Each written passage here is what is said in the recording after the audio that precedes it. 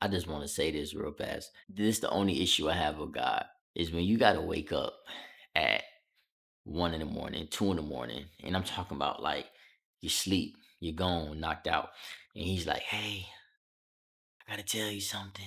Like there's times where I'm like, "Okay, bro, but tell me right here in this bed." Like I got my phone out, but then there's times where you like really have to get up and get to the word. And today I brought my MacBook, so we're gonna do a little teaching. Right, so we're gonna go to Luke 11, verse 24 through 26. And the unclean spirit has gone out of a person. It passes through waterless places, seeking rest, and finding none. It says, I will return to my house from which I came. And when it comes, it finds the house swept and put in order. Then it goes and brings 7 other spirits more evil than itself, and they enter and they dwell there. And the last state of that person is worse than the first. If you're anything like me, you're someone who at times will put things in order but not really put things to be cleaned. You know what it's like growing up and you have to make sure the house is clean before your mama or your daddy get home, right? And you spend all this time not cleaning. You spend all this time doing whatever you was doing on the game, watching TV, eating food, and then all of a sudden you hear that that garage open and whoom, you running around, moving stuff, putting stuff under the couch, under the chair, like in the bathroom, your bed ain't clean, clothes under the bed, right? Like that's the type of cleaning and putting in order I kind of still do to this day. I'll be honest. Now my wife is way better than that than me. More detailed, more cleaning than I am. I'm just more so let me put it in order, organize it, and we good. We straight, right? So what I want us to get is that although we are spiritual beings and we clean that way in the physical aspect, we have to understand that we are also spiritual homes. And in Ephesians chapter 3, verse 16, right? According to the riches of his glory, he may grant you to be strengthened with power through his spirit in your what? Inner being. In your inner being. Although we are spiritual beings, we are spiritual home. So the way you clean your house should not be the way you clean your heart. Be honest. Even just the other day, I was doing dishes and I thought I was done until I turned around and I saw that there was a cup and a fork. What I did was the water was already off, the soap was already put to the side, and the sponge was already on the counter. I was not about to grab the sponge again, turn the water back on, and put more soap into that sponge. So what I did was I put the cup and the fork inside of the sink and I said, I'll do this tomorrow. Right. And sometimes that's what we do. That's the very thing that we do is that we put off the things that we need to deal with. And there's always going to be something that we have to deal with. We will never get to a point where we have done it all, where we have completed it all, where we have completed this journey of holiness or completeness or righteousness. There's never going to be that part. There's always going to be something that when you turn around, you have to deal with. There's always going to be something that you cannot just leave in the sink for tomorrow. You cannot just push under the couch and clean up at a later time. And if you keep pushing things off long enough, you're going to begin to see roaches because of your lack of dealing and your lack of cleaning. So going back, Luke 11, when the unclean spirit has gone out of a person, it passes through waterless places seeking rest and finding none. I will return to my house from which I came. First of all, this is not your house. But because it has gotten so acclimated with dirtiness, it has gotten so acclimated with us not dealing with things, with us not confronting things, with us being passive, with us being procrastinating or putting things off. It says, you know what? I live here. The enemy loves environments that you ignore.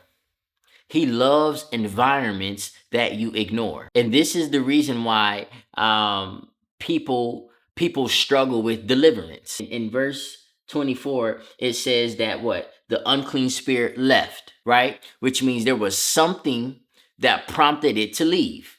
Something had to leave. There was a decision that said, today I'm gonna clean up and I'm gonna make sure I clean up everything. I'm getting under the couch. I'm getting the last dish. I'm cleaning the bathroom. I'm getting under the toilet. I'm getting inside the shower. Like I'm making sure nothing is left unclean. Once the spirit left, it came back and it found the house swept and put in order, which means everything that was in the house was still in the house. See, what you have to do and what we have to understand is that we it's not good enough just to sweep. We also have to subtract. If you only sweep and you don't subtract, then you leave opportunity for the enemy to just return again and make himself comfortable. This couch is the same couch that I was just on. This rug is the same rug that I just laid on. The only difference is no clothes on the couch and the rug is vacuumed.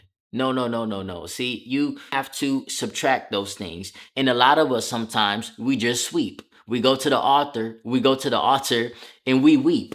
Weeping is like sweeping, right?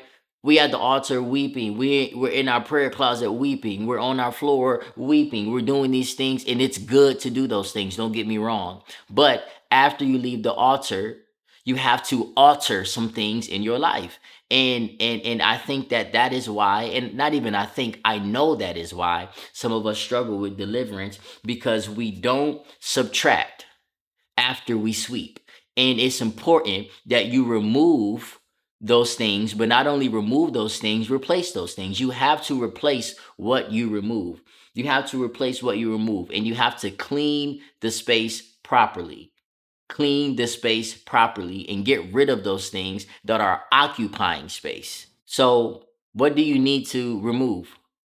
What is occupying space that is not allowing God to come in and transform whatever it is that's in your heart? What is it that is not allowing God to? I was just listening to a song by Jonathan McReynolds called "Make Room." I will make room for you. Making room is not just cleaning.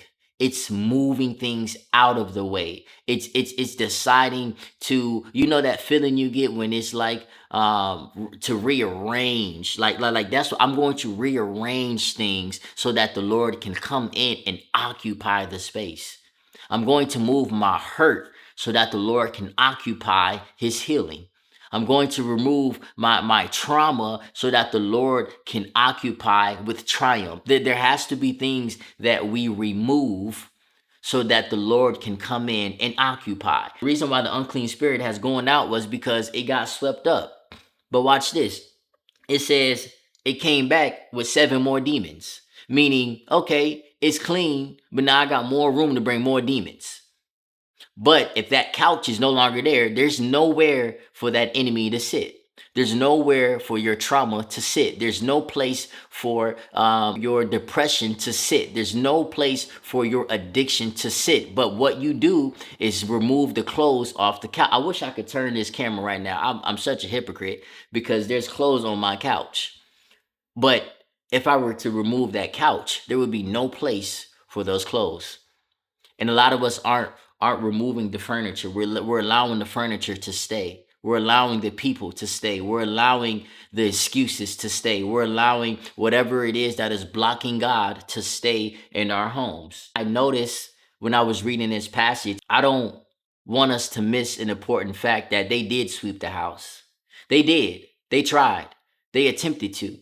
And that's what a lot of us do, and that's what I did before in my life. I'll be honest with you. I thought I was sweeping away pornography. I was sweeping away masturbation. I was sweeping away alcohol. I was sweeping all these things away, but it came back. It's always easy to relapse when the thing that you had in front of you is still in front of you. The point is to take out the old furniture, right? Take out the furniture. So that way when they return, there's nothing for them to sit on.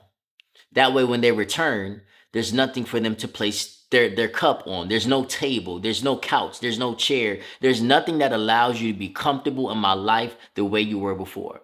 There's nothing that allows you to occupy space in my life that allowed you to before. Galatians chapter 5, verse 19. Now these are the things, this is the furniture: sexual immorality, impurity, idolatry, sorcery, strife, jealousy, fits of anger, all these things, drunkenness, orgies, spiritism. That is encouraging the activities of demons. Spiritism. I've never even heard the word spiritism until I sat down and I really got into this, and I found out that spiritism in the Greek is translated pharmakia, which is also where we get our word pharmacy. Spiritism is an unordinary medical treatment, meaning that this is one of the things that some people have in their house. So instead of you dealing with it, you're dealing with it with other resources. Someone said before, the weed help. And that's a different conversation. And it can help you, right? But you weren't prescribed that. You smoke that because you have easy access to it and you use it and you cope with it, and it's an excuse for you and it's an avenue for you. It's not a medical treatment for you. That is witchcraft. So what are those things that are occupying space? Is it envy? Is it drunkenness? Is it jealousy? Is it strife? Because the Lord says, but the fruit of the Spirit is love, joy, peace. So when you remove the anger, when you remove the couch of anger, God gives you the couch of peace. So, yeah, don't just sweep. Make sure you're actually cleaning something.